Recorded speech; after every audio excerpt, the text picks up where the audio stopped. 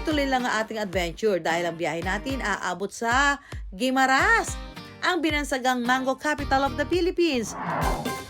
Kada taon tuwing buwan ng Mayo, ang Guimaras buong galak na ipinagdiriwang ang kanilang Manggahan Festival. Mula sa makukulay na street dance hanggang sa anli na pagkain ng mangga, present sa okasyong ito. Para sa mga Guimaras noon, ito ang paraan nila ng pasasalamat sa masaganang ani ng prutas na ito, na itinuturing na pinakamatamis sa buong Pilipinas at pati na rin daw sa buong mundo. Kaya naman ang una kong sinadya ay ang matikman ang kanilang produktong mangga. Ito na yung isa sa mga hanay ng mga tindahan dito. Actually, fruit stand. Kasi karamihan sa mga tinda nila, mga mangga at yung mga produkto na ginagawa nila out of mangoes, no?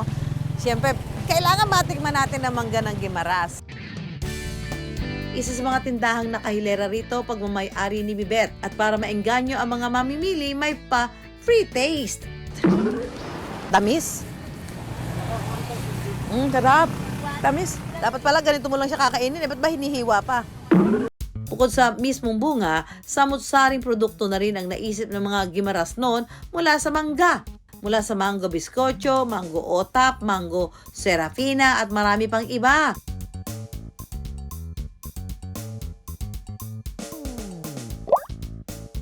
Bukod sa matatamis na mga kutkutin, ang mangga ng Guimaras, perfect din daw sa bulalong mainit. Ang pambato ng mga Guimaras noon ang kanilang mango bulalo.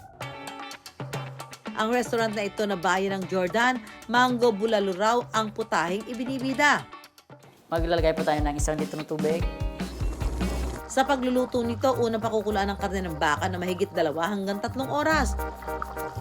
Sunod na ilalagay ang mga pampalasa tulad ng sibuyas, siling haba, at syempre ang mangga, na siyang magbibigay tamis sa ating sabaw. Pagkulo nito, sunod nang ilalagay ang mga gulay at pagkatapos ng ilang minuto, presenting bulalo with mangga. Ito na ang mango beef bulalo, only in Guimaras. Ito naman yung kanilang bulalo na balita ko may mangga din.